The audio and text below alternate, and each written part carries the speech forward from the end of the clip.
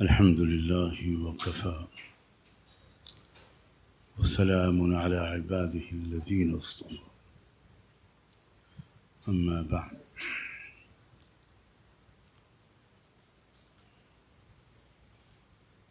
أعوذ بالله من الشيطان الرجيم بسم الله الرحمن الرحيم ودخل جنته وهو ظالم لنفسه قال ما أظن أن تبيد هذه أبدا وما أظن الساعة قائمة ولئن رددت إلى ربي لأجدن خيرا منها منقلبا۔ سورہ کہف کا جمعے کے دن سے کچھ خاص تعلق ہے، اور جمعے کے دن سورہ کہف کی تلاوت فریب اور دھوکے میں مبتلا ہونے سے انسان کو بچاتی ہے۔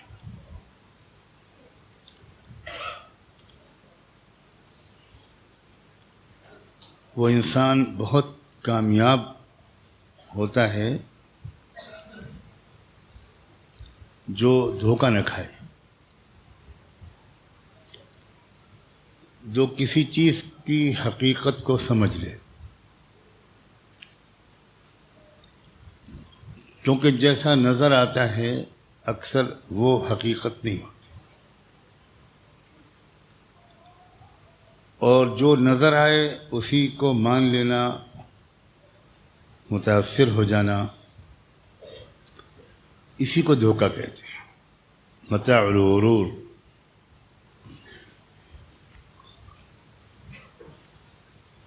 ایک ایسی نظر انسان کو مل جائے، ایسی سمجھداری کہ وہ ہر چیز کی حقیقت کو سمجھ لے، دھوکہ نہ کھائے۔ ایسا انسان نہ گھریلو زندگی میں ناکام ہوتا ہے، نہ کاروباری زندگی میں، اور اخلاقی طور پر تو یہ انسان فرشتوں سے بہت آگے بڑھ جاتا ہے۔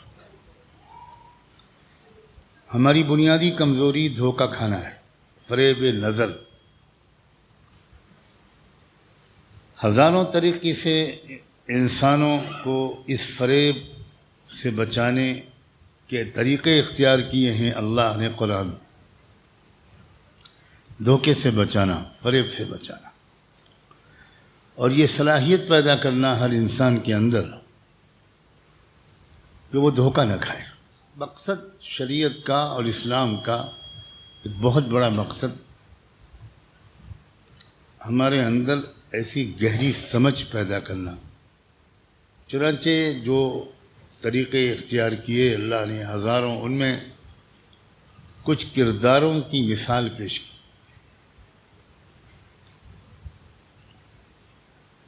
کیونکہ انسان واقعات سے بھی سبق سیکھتا ہے، صرف نصیحتوں سے نہیں، بلکہ واقعات بہت کچھ سبق سکھاتے ہیں۔ چنانچہ دو انسانوں کا واقعہ سورہ کہف میں اللہ نے بیان۔ ایک بہت مالدار تھا،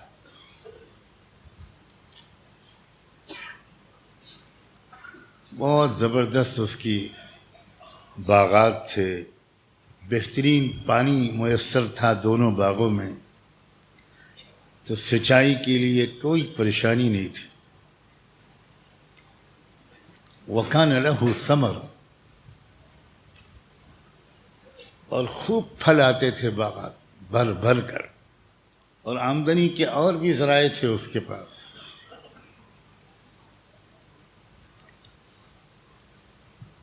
ہو سکتا ہے وہ اس زمانے کا اڈانی رہا ہو، اور جب انسان کے پاس اس قدر دولت ہوتی ہے اور سمجھداری کم ہوتی ہے، اور فریب نظر کی بیماری اس کو لگ جاتی، تو پھر آدمی بہت اتراتا ہے اور یہ سمجھنے لگتا ہے کہ بس میرے پاس تو کوئی مصیبت آ ہی نہیں سکتی. اور ایک عجیب قسم کی کیفیت اس کی ہوتی ہے، غرور، گھمنڈ، بے فکری. وہ سمجھتا ہے کہ کبھی کوئی پریشانی، کوئی خطرہ میرے قریب نہیں آ سکتا. میں تو اس قدر ملینائر اور بلینائر ہوں. اور تاریخ کا یہ 100% گواہی ہے کہ جب کوئی انسان اترانے زیادہ لگتا ہے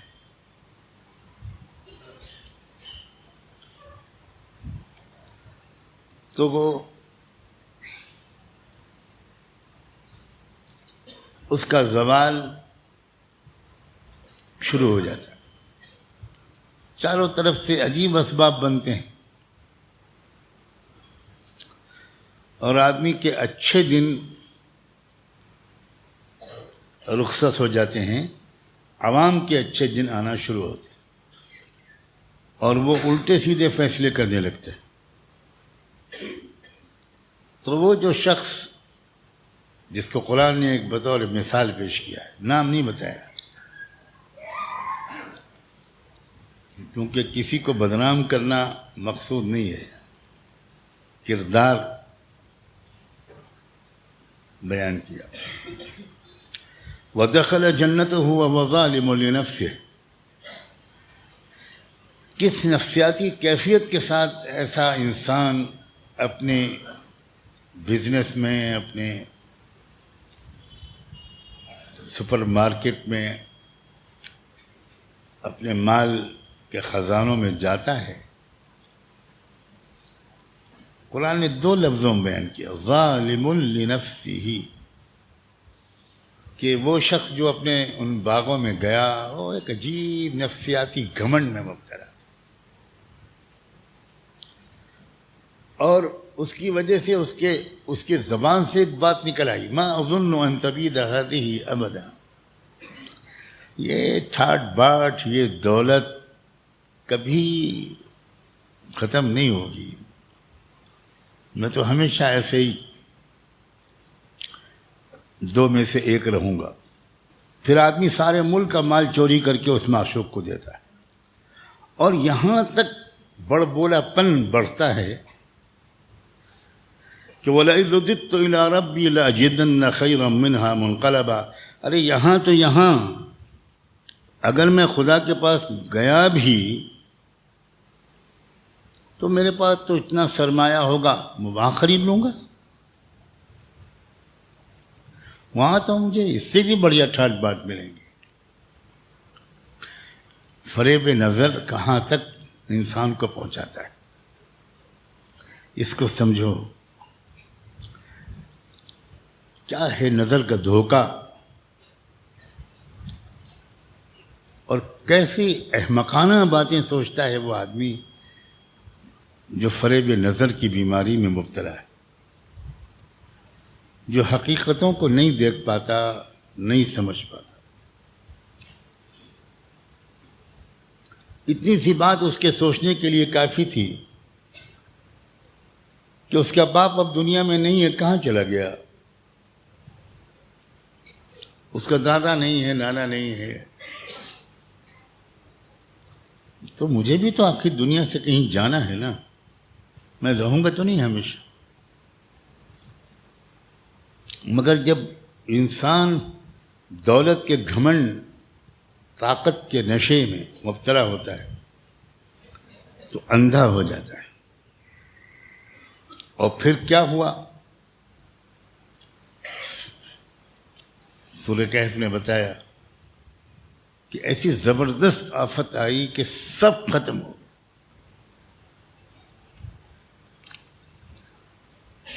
یہ اچانک جو آفت مصیبت آتی ہے، افسوس یہ ہے کہ فریب خوردہ دھوکے میں مبتلا انسان یہ سمجھتا رہتا ہے کہ اچانک آفت میرے اوپر کبھی نہیں آئی.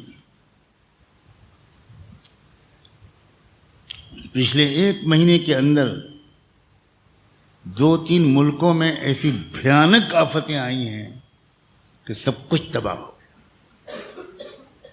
ابھی کے واقعات ہیں۔ کیا ہوا مراکش میں؟ اللہ، کیا ہوا لیبیا میں؟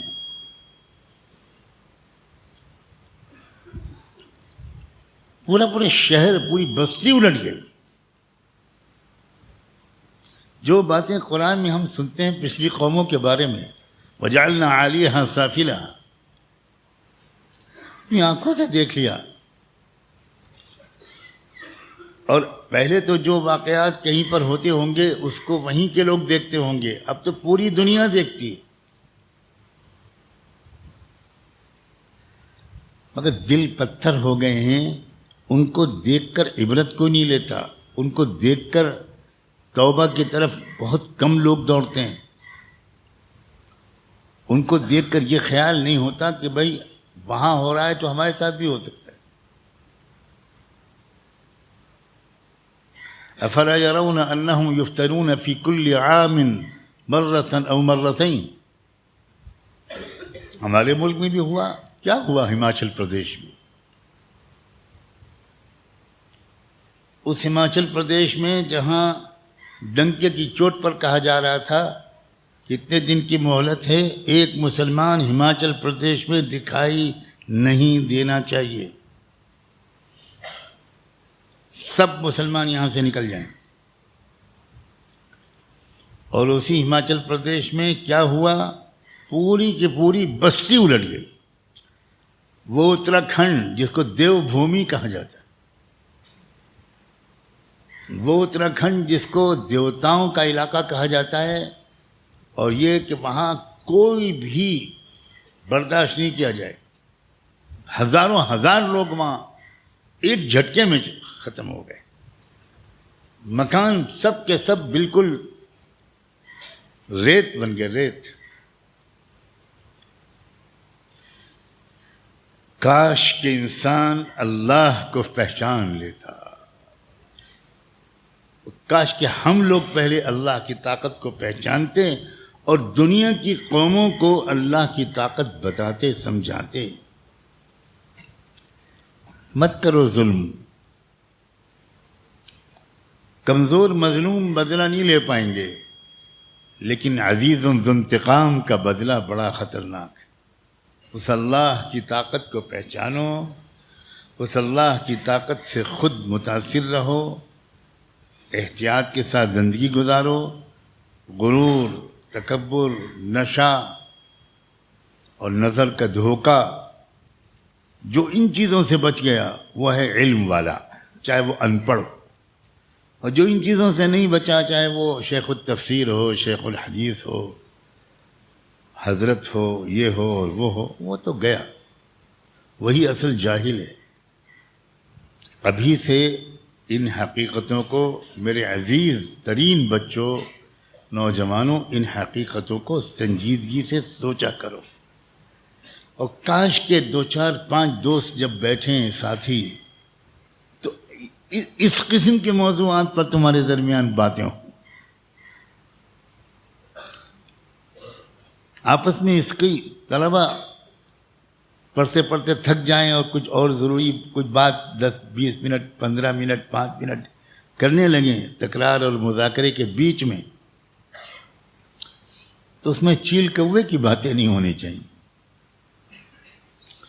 اس میں یہ باتیں ہونی چاہیے کہ بھائی ہم اپنے رب کو اور کیسے پہچانیں، اللہ سے تعلق، اس کی عظمت، اس کی کبریائی اور جلال، اس کے اقتدار اور اس کی حکومت، اس کو کیسے اور سمجھیں، کیا کریں۔ قرآن کی ہزاروں آیتیں ہیں جو اسی موضوع پر ہیں،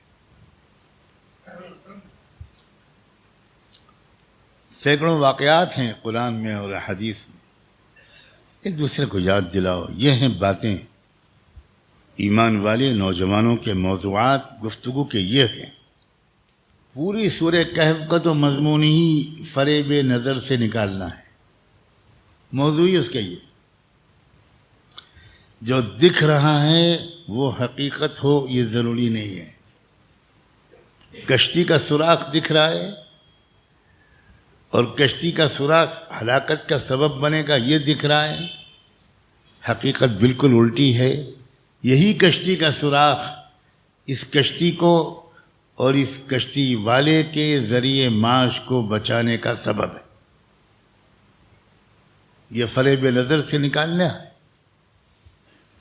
بلا کسی اجرت اور مزدوری کے ایک دیوار کھڑی کر دی، مرمت کر دی، دکھائی یہ پڑ رہا ہے کہ کیا ہے یار یہ بالکل بڑے میاں بزرگ آدمی ہیں، ایک تو کھانے کو ہے نہیں،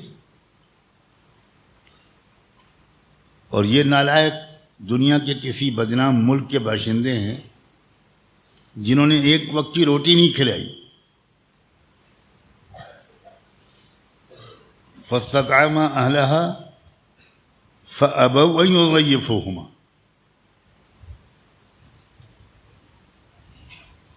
اتنے کنجوس،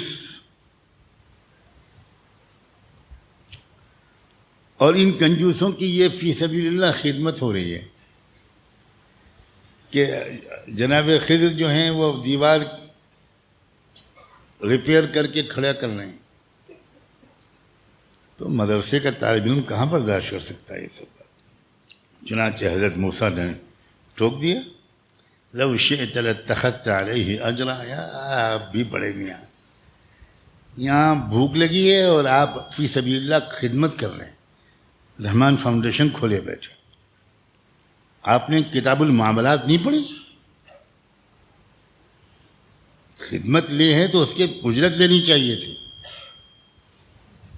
ہر جگہ فی سبیل اللہ نہیں چلتا۔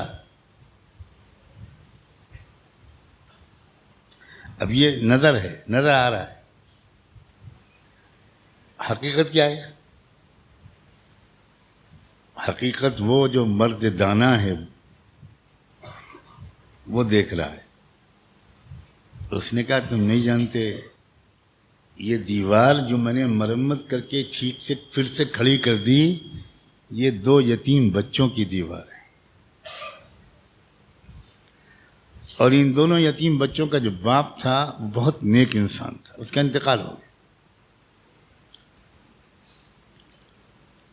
یہ بچے چھوٹے تھے جب اس کا انتقال ہو، تو اس دیوار کے نیچے اس نے کچھ چیزیں چھپا دی تھیں قیمتی، کچھ سونا، کچھ چاندی، کچھ بھی، اس امید پر کہ جب بچے یہ بڑے ہوں گے تو یہ خزانہ ان کے کام آئے گا۔ اب یہ دیوار گر رہی تھی، سب کچھ جو اندر تھا وہ باہر آ جاتا، اور جو باہر آ جاتا تو یہ گاؤں والے کیسے ہیں، دیکھ لیا تم نے کہ یہ آنے والے مسافروں کو ایک وقت کی روٹی کھلانے کے لیے تیار نہیں ہیں، تو یہ اس خزانے کی حفاظت کرتے یا لوٹ لے جاتے، اپنے کام لاتے، بچے بیچارے محتاج رہتے۔ اور نیک والدین کے بچوں کی حفاظت کا معمول ہے اللہ کا، اس لیے اللہ تعالیٰ نے مجھے یہ حکم دیا، وما فعلته عن امری، میں نے اپنی طرف سے نہیں کیا کہ میں اس دیوار کو کھڑا کر دوں اور یہ سب کچھ اس کے اندر محفوظ رہے، اور جب یہ بچے بڑے ہوں گے حتیٰ یبلغا اشدہما ویستخرجا کنزہما، جب بڑے ہوں گے تو یہ سب نکال لیں گے، پھر ان کے کام آئے گا، وہ کسی کے محتاج نہیں رہیں۔ تو نظر تو یہ آ رہا تھا کہ بہت غلط کام کیا حضرت خضر نے، اور حقیقت کیا ہے؟ اکثر لوگوں کو دنیا میں جو کچھ بھی نظر آتا ہے اور آ رہا ہے وہ صحیح نہیں ہوتا۔ سب سے بڑا خوش نصیب انسان اور کامیاب وہ ہے جس کو حقیقت دیکھنے والی نگاہ مل جائے، یہ ہے انسان کہ چیزوں کی حقیقت کو وہ سمجھ لے، اور وہ نظر جو چیزوں کی حقیقت کو سمجھ لیتی ہے وہ نگاہ دل کے اندر ہوتی ہے. انہا لا تعمل ابصار ولکن تعمل قلوب التی فی الصدور. کسی آنکھیں بہت تیز ہوں، چشمے کی اسے میری طرح کوئی ضرورت نہ ہو، یہ صاحب نظر نہیں ہے. اس سے بہت تیز نگاہیں تو کبوتر کی ہیں، چیل کی ہیں، باز کی ہیں، شاہین کی ہیں، بہت تیز نگاہیں. صاحب نظر وہ ہوتا ہے جس کی دل کی آنکھیں کھلی ہوئی ہوں، وہ ہے انسان کامیاب. اس کا ہر معاملے میں فیصلہ صحیح ہوتا ہے. اور یہ جو انسان کی روحانی اور دل کی نگاہ تیز ہوتی ہے، یہ گناہوں سے بچنے کے ذریعے ہوتی ہے، یہ تقوی کے ذریعے ہوتی ہے، کثرت ذکر کے ذریعے ہوتی ہے، اور اچھی نماز پڑھنے سے ہوتی ہے، شوق کے ساتھ.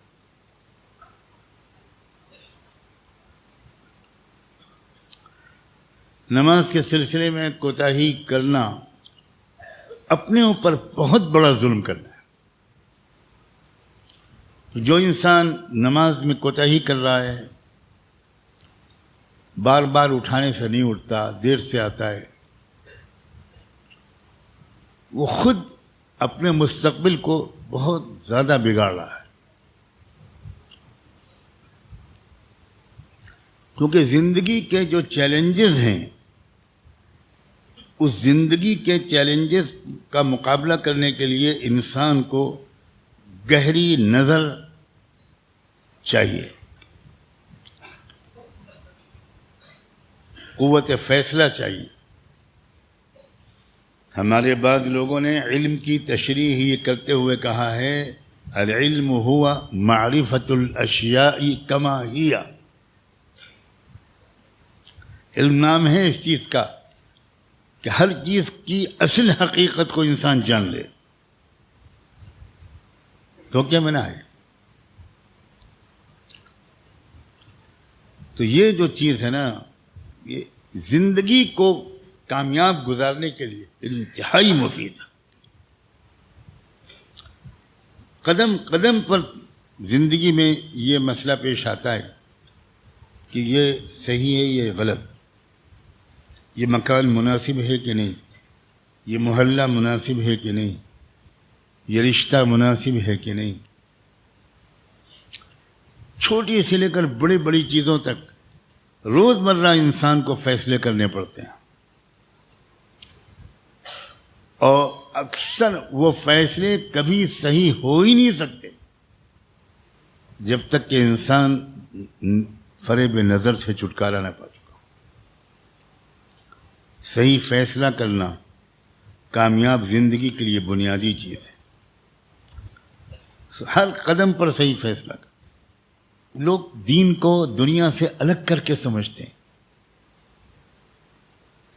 اسی لیے سمجھتے ہیں کہ دین بہت مشکل ہے. کتنی بڑی غلطی ہے یہ. دنیاوی زندگی کو صحیح طریقے سے گزارنے ہی کا نام دین ہے. اور جو انسان نظر کے فریب میں سے مبتلا نہیں ہوتا، وہ کبھی اپنے کو بڑا آدمی نہیں سمجھتا، کبھی نہیں سمجھ سکتا. ہزاروں لاکھوں لوگ دنیا میں اس کو بڑا سمجھیں، وہ اپنے کو بڑا کبھی نہیں سمجھتا، اس لیے کہ اس کے سامنے تو بڑائی کی حقیقت کھل چکی. سوال ہی نہیں پیدا ہوتا کہ وہ اپنے کو بڑا سمجھے. اپنے کو بڑا سے وہ سمجھتا ہے جو نگاہ کے دھوکے میں، فریب نظر میں مبتلا ہوتا ہے، وہ اپنے کو بڑا سمجھتا ہے. سب سے بڑا فریب پوری انسانی تاریخ میں، سب سے بڑا دھوکہ جو دے گا اس کا نام ہے دجال۔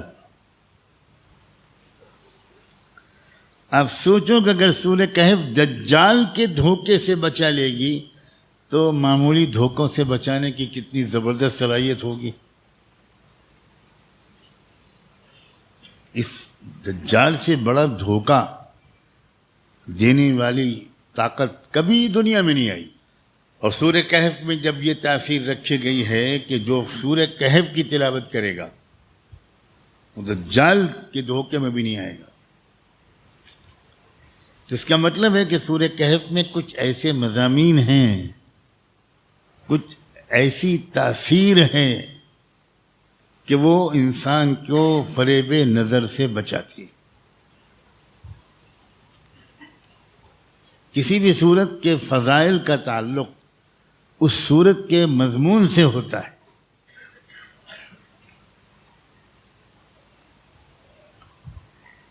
اس لیے آج میں نے مناسب سمجھا، یاد آ گیا کہ جمعے کے دن سورہ کہف کے ایک خاص چند 2-3 آیتوں کا ایک سبق بہت ہی سادہ اور مختصر انداز میں یاد دلا دوں تاکہ شوق آ جائے سورہ کہف کی تلاوت کا بھی ہر جمعے کے دن، اور سورہ کہف کو مزید گہرائی سے سمجھنے کا بھی۔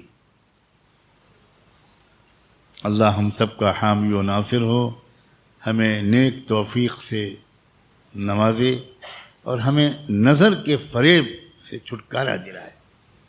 ہم ہر شے کی حقیقت کو سمجھنے والی نظر ہمارے پاس آ جائے، اور اہل نظر کے پاس بار بار بیٹھے بغیر کبھی کسی انسان کی نگاہ درست نہیں ہو سکتی۔ آخر دعوانا الحمدللہ۔